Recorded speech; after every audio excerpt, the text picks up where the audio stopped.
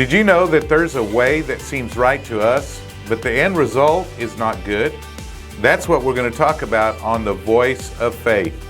Proverbs chapter 10, verse 29 says, "The way of the Lord is strength for the upright, but destruction will come to workers of iniquity."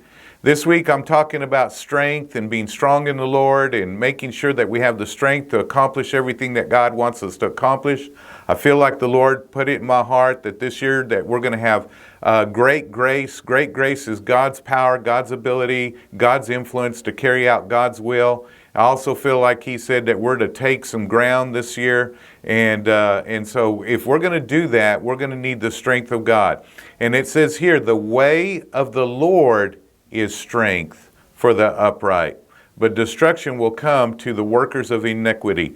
Iniquity is something that we're doing that's outside of the will of God, outside of the plan of God, outside of the purpose of God. Anytime we're doing our own thing, then we lose strength. Strength comes from the way of the Lord. So when we begin to do it God's way, when we begin to seek God and say, "Lord, what does your word say? How do you want me to do this? How do you want me to conduct my life? How am I supposed to handle my relationships? How am I supposed to handle my finances? How am I supposed to be engaged and involved in my church and ministry and small group and all those different things?" As we're doing that, raising children, as we're doing all of that and we're doing it God's way, the strength of God will be upon you. And guess what? When you have God's strength, when you have God's might, you can accomplish anything.